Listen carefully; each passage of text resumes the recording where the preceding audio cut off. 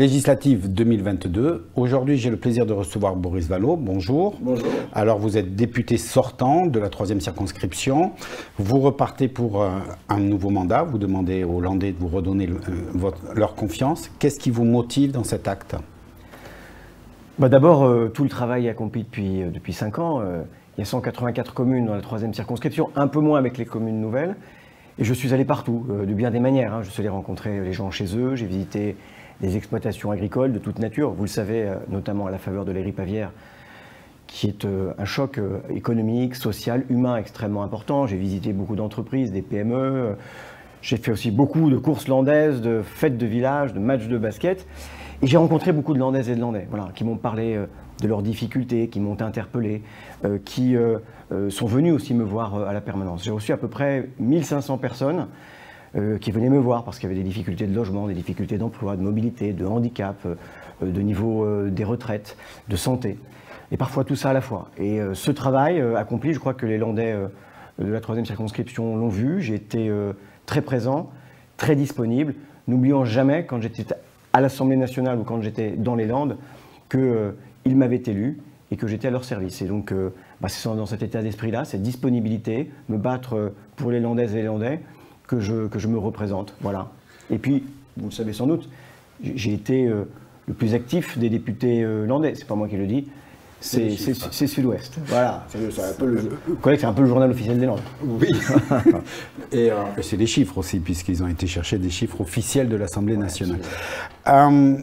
Je vais être un peu taquin en vous demandant quelle est votre famille politique aujourd'hui, puisque je crois que vous êtes socialiste. Oui, je le suis toujours. Je suis socialiste. J'appartiens à une union de la gauche, qui est une union de la gauche plurielle, où chacun vient avec ce qu'il est. Et je viens comme socialiste dans cette union. J'allais dire même socialiste landais, avec ce que ça signifie d'héritage, d'exigence. Vous savez que c'est un département où Henri Emmanuelli a... j'allais dire, imprégner les politiques publiques, les esprits, et à changer la vie de beaucoup de Landaises et de Landais. Et c'est dans cette filiation-là que je m'inscris, en étant dans un bloc de gauche avec des accords, des désaccords, et puis surtout face à un président de la République qui, après le quoi qu'il en coûte, va sans doute faire payer les plus modestes. Voilà.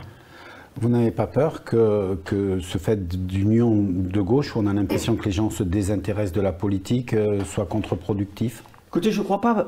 Le taux de participation aux élections présidentielles a été relativement élevé.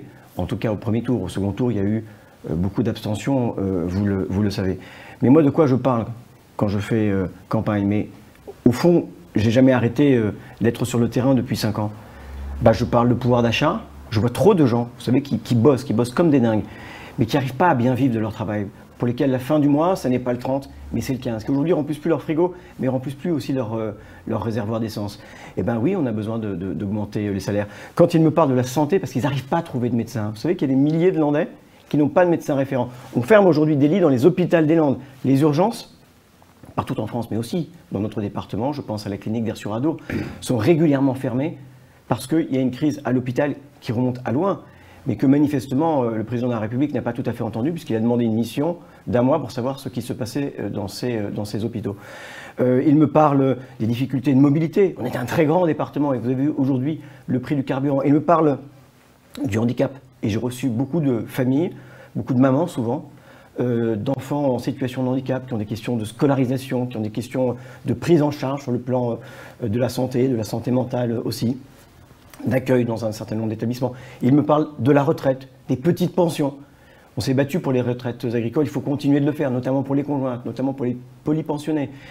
Il faut sans aucun doute aller au-delà. Et la perspective, vous savez, une retraite à 65 ans, alors qu'on n'est pas tous égaux face à la difficulté du travail, face à l'espérance de vie en bonne santé. Eh bien, voilà, il y a quelques motifs quand même d'inquiétude. Donc oui, quand on parle de la vie des gens, ça les intéresse. D'ailleurs, c'est eux qui vous en parlent. Qui vous disent, je bosse, mais j'y arrive pas. Je cherche un logement, mais ça coûte trop cher. Et là aussi, la question du logement, dans les Landes, elle est importante. Donc, la politique, c'est la vie des gens, bien sûr, c'est ce qu'il faut écouter, et c'est ce dont il faut se préoccuper. Alors, quand on part dans une élection comme ça, maintenant, c'est toujours à 2, donc vous avez un suppléant. Qui est-il? Présentez-nous-le, et quelle est sa fonction?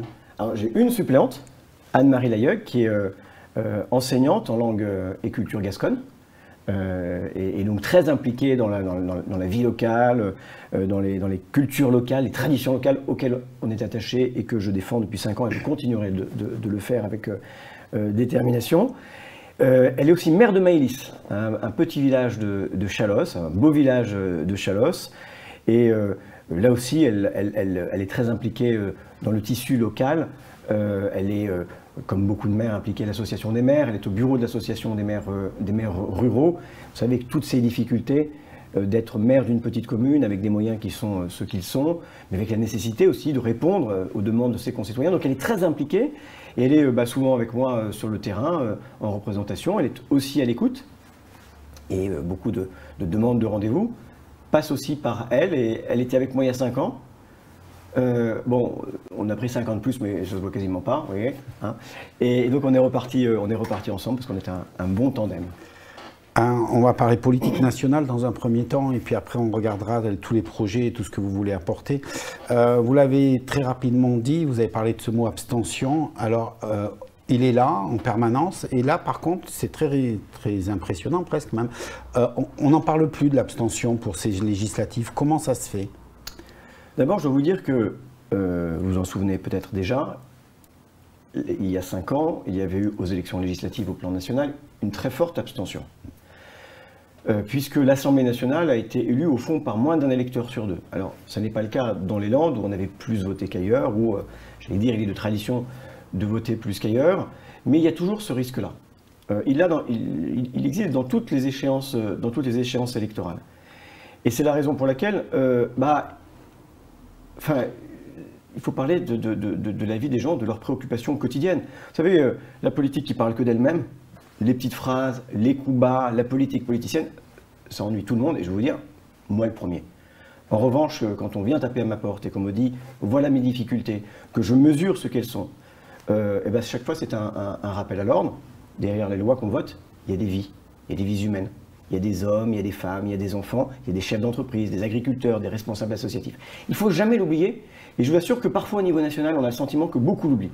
Donc, si on veut lutter contre l'abstention, il faut être présent sur le terrain, que les gens vous aient sous la main, hein, qu'ils puissent vous solliciter. Vous ne soyez pas un élu distant ou un élu que vous voyez sur le terrain une fois tous les 5 ans. Moi, pendant 5 ans, j'ai été partout, tout le temps, dans une grande circonscription.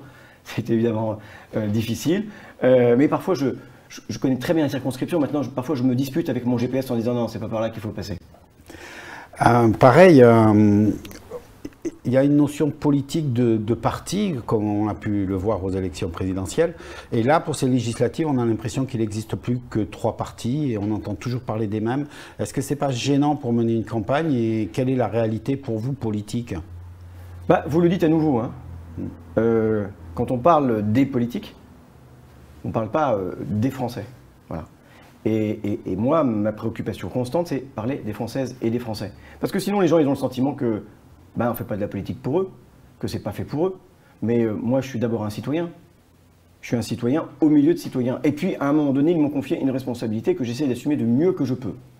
Mais chacun peut ensuite, évidemment, se présenter, voter, ne pas voter, comme vous l'avez dit tout à l'heure. Ce qui est très difficile dans le débat public. On l'a vu pour les présidentielles, on le voit sans doute pour les législatives. C'est que les thèmes qui intéressent les Français ne sont pas forcément ceux qui intéressent les journalistes.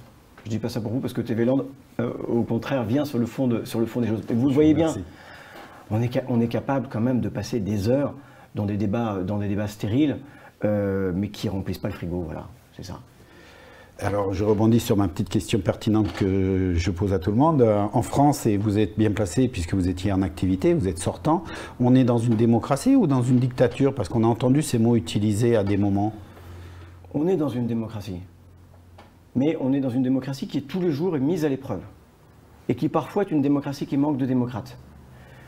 C'est vrai que, de temps en temps, à l'Assemblée nationale, à 2 h du matin, parce que nous travaillons aussi la nuit, avec ma pile d'amendements que j'avais rédigés, travaillés, qui étaient le fruit des interpellations de terrain. Quand je savais que je ne passerais pas un amendement, parce que c'est la logique majoritaire, parce qu'on est un Parlement que je trouve faible dans une grande démocratie, j'ai eu des moments un peu de sentiment de solitude et parfois d'impuissance. Donc nous sommes dans une démocratie, mais nous avons besoin de la revitaliser, de la revigorer, de la faire vivre au quotidien. Qu'est-ce que ça veut dire? Ça veut dire que la pratique présidentielle, telle qu'on a eu à la subir depuis 5 ans, eh ben, elle est mortifère parce qu'elle ne permet pas ces grands débats, ni ces grands compromis républicains dont on a été capable dans l'histoire. On parle souvent du Conseil national de la résistance. Il y avait des gaullistes, il y avait des socialistes, il y avait des communistes, il y avait des cultures politiques qui étaient différentes. Mais il y avait un lieu où on se parlait et où on essayait de résoudre les contradictions d'une société. Donc un président de la République comme Emmanuel Macron, qui avait été élu sur la promesse d'écouter tout le monde, qui finit par n'écouter que lui-même, qui ne respecte pas le débat parlementaire, il y a une attrition du débat parlementaire, qui a aussi abîmé le dialogue social. Vous vous rendez compte que la réforme de l'assurance chômage est la première depuis 40 ans qui se fait contre les partenaires sociaux. Moi, je veux qu'on donne aux syndicats, on donne au dialogue social toute sa place. Et puis le dialogue citoyen. Les citoyens ont aussi envie de participer. Ils ont envie de pouvoir dire ce qu'ils pensent à travers le référendum d'initiative citoyenne, par exemple, ou d'initiative partagée. Vous vous souvenez que j'ai été, avec quelques autres, à l'origine du référendum d'initiative partagée qui a empêché, d'une certaine manière, même s'il n'a pas eu lieu, la privatisation des aéroports de Paris, qui est un bien commun. Voilà, qui est un bien commun. Donc on a besoin de revitaliser la démocratie, parce qu'il y a toujours cette forme de précarité. Et quand ça ne marche pas, bah, c'est souvent de façon violente, dans la rue, que les choses se règlent. Donc une démocratie qui doit être confortée au plan national et qui doit être défendue au plan international et au plan européen.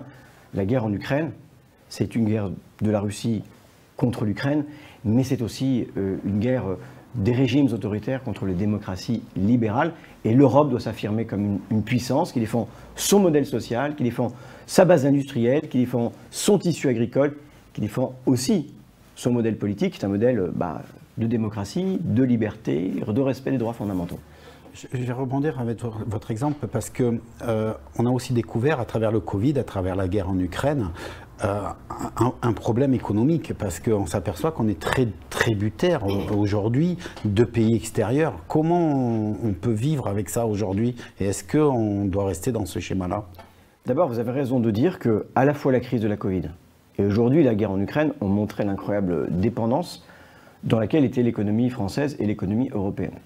On a l'impression aujourd'hui que tout vient de l'étranger, de Chine ou d'Ukraine pour les pays qu'on évoque le plus souvent, mais regardez, dans la crise, nous n'étions pas capables de fabriquer des masques en France au début parce que les usines avaient fermé et qu'on ne pouvait plus en importer. La fragilité dans laquelle ça nous a mis était considérable. On a manqué de produits médicaux parce que vous savez que toutes les molécules sont aujourd'hui assemblées à l'étranger. On a touché du doigt ce que la perte de notre industrie signifiait. Et puis là, je suis allé voir beaucoup de chefs d'entreprise, à Samadé, à Inx, à Agetmo, à Pomarez, partout dans les Landes, beaucoup d'artisans, des travailleurs du bâtiment et des travaux publics, et qui me disent l'aluminium, plus 30%, l'acier, plus 20%, etc., etc. On a des délais considérables pour avoir un certain nombre de pièces.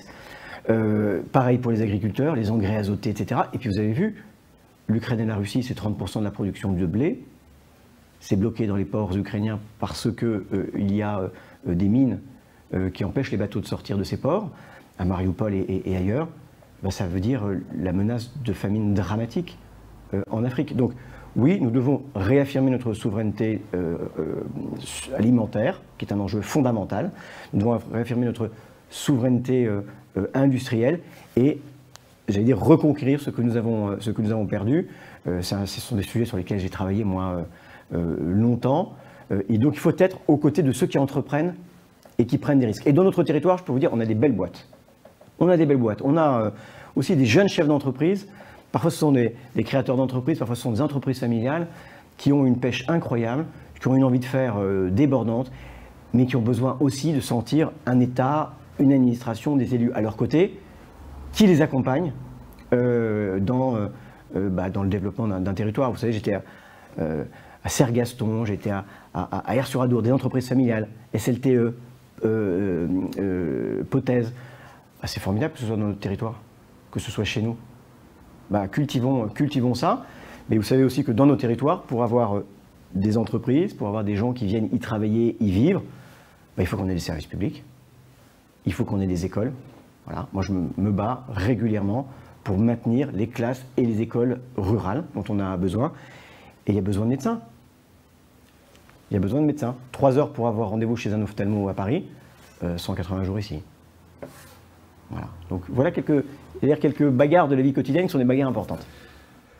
En vous écoutant, on découvre le rôle du député avec cette notion qui est une partie nationale très importante et une partie locale. Et comment on arrive à jongler avec les deux en permanence? Parce que ce n'est pas les mêmes sujets, comme vous dites, le pouvoir d'achat d'un côté et des politiques de construction de l'autre côté. Eh bien, détrompez-vous. Quand on fait correctement son boulot, ça doit être les mêmes sujets. Parce que si je suis interpellé dans les Landes sur le niveau des salaires, sur la prise en charge des enfants handicapés, sur la situation des auxiliaires de vie scolaire, et que je n'en tire aucune conséquence à l'Assemblée nationale, à quoi je sers? Sauf que très régulièrement, j'ai écrit au gouvernement, j'ai posé des questions écrites, des questions orales, j'ai fait des propositions de loi avec mes collègues socialistes, avec d'autres partis, parce que parfois il y a du pluralisme sur les sujets de la vie quotidienne, mais l'un, j'allais dire, est le terreau de l'autre. Et on n'est pas, je crois qu'on n'est pas un bon élu si on n'est pas très présent sur le terrain. Vous voyez ce que je veux dire? Tout à fait. Et puis il y a des choses qui vous, je le disais tout à l'heure, qui vous frappent et qui vous rappellent à l'ordre. Il y a, et pardon, c'est très concret, mais il y a 1 mois et demi, j'ai une maman qui passe à la permanence d'un enfant, là aussi en situation de handicap, 6 ans, et qui a besoin d'une aide, et donc qui vient remplir un dossier qui est un dossier de demande unique, qui, paraît-il, est un progrès, parce qu'avant, il y avait plusieurs dossiers pour plusieurs types d'aides, et puis on les remplissait tous parce qu'on ne savait pas très bien dans lequel on pouvait prétendre. Là, c'est un dossier unique. Mais c'est un CERFA de 24 pages. Et sur l'une des pages, il y a écrit « Décrire le projet de vie de l'enfant ». C'est pas évident, c'est pas simple. Quand on est dans la détresse, quand on n'est pas forcément à l'aise avec toutes ces procédures administratives. Et si elle n'était pas venue, je ne suis pas sûr qu'elle aurait fait valoir les droits auxquels pouvait prétendre son enfant. Donc c'est important, quand je dis il y a des vraies vies derrière, il y a des vrais gens. Je ne sais pas qui a inventé ce CERFA de 24 pages, mais franchement, on devrait l'obliger à remplir. Vous voyez ce que je veux dire? Donc, non, ça ne doit pas être des sujets disjoints. Parce que vous voyez, ce qui n'est pas réglé par le gouvernement, ça se revendique sur les ronds-points avec les gilets jaunes. Donc, il y a besoin de ça. Et depuis 5 ans, franchement, ce que les Français ont obtenu, ils sont souvent allés le chercher eux-mêmes. Il a fallu, j'y reviens, une révolte qui était une révolte avec une revendication simple, vivre de son travail, le pouvoir de vivre sur les ronds-points, pour que, après un rapport de force qui a été dur, le gouvernement consente à quelques mesures sur le pouvoir d'achat. Tant mieux, c'est insuffisant, et puis ça n'a pas bénéficié aux plus pauvres qui se sont appauvris. Et ça a beaucoup bénéficié aux très riches qui, eux, se sont enrichis. Mais voilà, on a besoin d'entendre et d'écouter. Et demain, vous savez, on aura un président de la République qui n'a plus le souci de sa réélection. J'ai soutenu le quoi qu'il en coûte parce qu'il fallait soutenir notre économie, parce qu'il fallait soutenir nos entreprises, parce qu'il fallait venir au secours de tous ces salariés qui sont retrouvés dans des situations difficiles. Mais la question qui se pose maintenant, c'est à qui il va en coûter? Et moi, je ne peux pas accepter qu'il en coûte à celles et ceux qu'on a applaudis à 20h. Voilà. Donc on a besoin de moyens pour les Françaises et les Français, pour nos services publics, et de la justice. Voilà, la justice. Il y a des très grandes multinationales qui ne payent pas leurs impôts. Et ben moi j'avais fait des propositions, je continuerai d'en faire pour qu'elles le payent, parce que sinon c'est les PME qui payent les impôts des multinationales qui ne les payent pas. Je veux que ceux qui sont les plus riches participent mieux, parce que sinon c'est les classes moyennes qui payent leurs impôts. Donc voilà, vous savez, avec un peu plus de justice, tout le monde vit mieux. Voilà, c'est mon combat et mon registre. C'est ce que j'ai. La question suivante était un peu celle-là. Le 19, on part du principe que vous êtes réélu. Le 20, vous retournez à Paris. Comment vous allez essayer justement par rapport à, on dira que pour le moment vous êtes dans l'opposition, comment on peut réellement infléchir et quels sont les dossiers que vous allez prendre immédiatement en charge? Vous savez, quand on est dans la majorité ou dans l'opposition, d'abord il faut être fidèle à ses convictions, il faut être fidèle à ses valeurs. Vous savez, quand on est capable de changer de valeur, de changer de parti, de devenir l'allié de ceux qu'on a combattus toute sa vie, on peut douter de sa sincérité. Voilà. Moi je suis clair sur ce que je suis et pour qui je me bats. Chaque fois que je prends la parole à l'Assemblée nationale, je réfléchis à ce que les Landaises et les Landais auraient attendu de moi. C'est pas toujours évident, parfois je me trompe, parfois je doute, mais ils sont toujours là d'ailleurs pour me rappeler l'ordre si c'est nécessaire. Et demain, c'est dans le même état d'esprit. Si c'est dans une majorité, tant mieux. Si c'est dans l'opposition, tant pis. Il faudra sans doute redoubler d'énergie. Mais demain, ça peut être extrêmement violent. Ceux qui vont bien, ils ont leur président de la République. C'est Emmanuel Macron. Mais tous les autres, ils ont besoin d'être entendus, ils ont besoin d'être représentés. Et ils ont besoin qu'on travaille pour eux et avec eux. J'évoquais la question des retraites. Franchement, vous pensez que c'est une retraite juste, la retraite à 65 ans? Vous savez qu'à 62 ans, il y a un quart des Français les plus pauvres qui sont déjà morts. Ils sont combien à 65 ans? La moitié? On n'est pas tous égaux face à l'espérance de vie. Il y a des métiers qui sont difficiles, qui cassent le dos, qui abîment aussi et fatiguent l'esprit. Il y a 6 ans de différence d'espérance de vie entre un cadre et un ouvrier. Un égoutier, vous savez, ceux qui travaillent dans les égouts, ils meurent 11 ans avant le reste des Français. Bah non, c'est pas juste. Ceux qui ont des carrières longues, qui ont commencé tôt parce que ils ont été apprentis. C'est superbe l'apprentissise. J'étais au CFA de Morsinx, là j'ai vu des jeunes extraordinaires. Belle leçon de vie là aussi. Et ben ceux-là, ils doivent pouvoir partir plus tôt. Ceux qui ont eu des carrières pénibles, ceux que j'évoquais, ils ont le droit de pouvoir partir plus tôt. Sinon, ça n'est pas juste. Je regarde la situation de l'hôpital. Franchement, il faut redonner du sens à cet hôpital. Il faut évidemment lui donner des moyens, mais il faut aussi redonner à tous ces soignants et toutes ces soignantes sur lesquels on a pu compter, mais franchement, mille merci. Pendant la Covid et encore aujourd'hui, il faut leur redonner le goût de leur métier, c'est-à-dire changer la logique de l'hôpital, sa gouvernance qui est devenue très productiviste. Il faut que la qualité de vie au travail des soignants fasse aussi la qualité des soins qui sont apportés. Et aujourd'hui, on a des urgences partout en France qui menacent de fermer cet été. Le logement, c'est très difficile, y compris dans les Landes. Pour un jeune, se loger sur le littoral, impossible. Sur la bande rétro-littorale, difficile. Et on voit de proche en proche qu'en Chalosse, dans le Tursan, ça devient difficile de se loger. Il faut construire des logements sociaux, ça concerne 75% des Landais. Il faut lutter contre la spéculation foncière pour que les gens puissent construire leur logement. Voilà tous ces sujets-là qui vont être des sujets de bagarre. Il va falloir défendre l'école. On avait créé sous François Hollande 54 000 postes d'enseignants. Il y en a 7 000 qui ont été détruits par M. Blanquer. C'est l'équivalent de la fermeture de 166 collèges. On a besoin de défendre l'école. L'école de la République, l'école publique, gratuite, laïque, obligatoire, au cœur de nos campagnes. Enfin, c'est là qu'on construit l'avenir. Je me promène souvent dans les écoles dans le cadre d'un dispositif qui s'appelle le Parlement des enfants. Quand je vois ces petits gamins-là, je me dis mais il faut que l'avenir soit sans limite pour eux, qui vivent leurs rêves, et chacun a les siens ensuite. Mais voilà les combats qui sont les miens, les combats pour la justice, les combats pour la vie quotidienne, les combats aussi pour le respect de la culture rurale. Moi, je défends la chasse contre les attaques dont elle est l'objet. Je défends les services publics parce qu'aujourd'hui, on ne sait plus trop où ils sont. Parfois, ils n'ont ni numéro, ni nom, ni visage. Je me bats en fait pour le modèle landais. Voilà. Vous me demandiez, je suis landais. Dans les Landes, on grandit ensemble dans les mêmes écoles. On vit ensemble dans les mêmes salles de basket, les mêmes fêtes de village, les mêmes gradins d'arène. Et on vieillit même ensemble dans des EHPAD qui sont des EHPAD à but non lucratif, c'est-à-dire qui considèrent que la vieillesse n'est pas une marchandise. Voilà, il y a beaucoup à faire sur ce sujet du vieillissement, puisque vous le savez qu'en 2050, il y aura 2 fois plus de Landais de plus de 65 ans qu'aujourd'hui. Et vous avez des métiers extraordinaires, difficiles, mais extraordinaires. Et vraiment, la leçon des luttes depuis 5 ans, c'est la gratitude envers toutes celles et tous ceux qui se mobilisent au quotidien. Voilà ce que je peux vous dire. On arrive à la fin de cette campagne. En quelques mots, et de cette interview aussi. Oui, pardon. C'est pour vous. C'est quand la passion est là. Hein. Je ne sais pas si c'est la passion, mais c'est la haute conscience que ce qu'on vit est à la fois un privilège et une responsabilité. Les quelques dates clés d'ici le 12 juin pour vous? Encore quelques réunions publiques à Morsinx, à Jetmo, à Saint-Sevé avant le premier tour. Le premier tour des élections législatives le 12, le deuxième le 19. Et puis, entre-temps, je continue de fonctionner comme j'ai fonctionné depuis 5 ans, à la rencontre des Landaises et des Landais, auprès d'eux et à leur disposition et à leur service. On est arrivé à la dernière question. Alors, au moins la dernière, elle est la même pour tout le monde, absolument. C'est que le 12 juin, pour commencer, je vais donc aller voter. Dans votre cas, j'ai 11 choix. Pourquoi je dois prendre votre bulletin à vous, que ça doit être celui-là que je dois mettre dans l'urne, plutôt qu'un des 10 autres?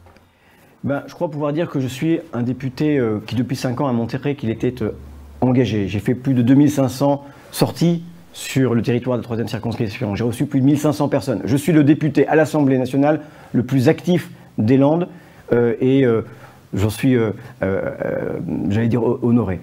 Demain, je suis déjà celui que je serai, à votre disposition, à votre service, à votre contact, défendant les sujets qui vous préoccupent, le pouvoir d'achat, la mobilité, le logement, l'agriculture, les cultures populaires. Je serai le défenseur d'une ruralité moderne, parce que vivre dans les Landes, c'est un choix et ça ne peut pas se transformer en une punition parce qu'il n'y a pas de médecins, parce qu'il n'y a pas de service public, parce qu'on conteste nos modes de vie et nos traditions. Merci beaucoup d'avoir pris le temps de venir nous voir pendant cette campagne. Je vous dis au soir du 12 juin, bonne continuation. À très bientôt. Au revoir.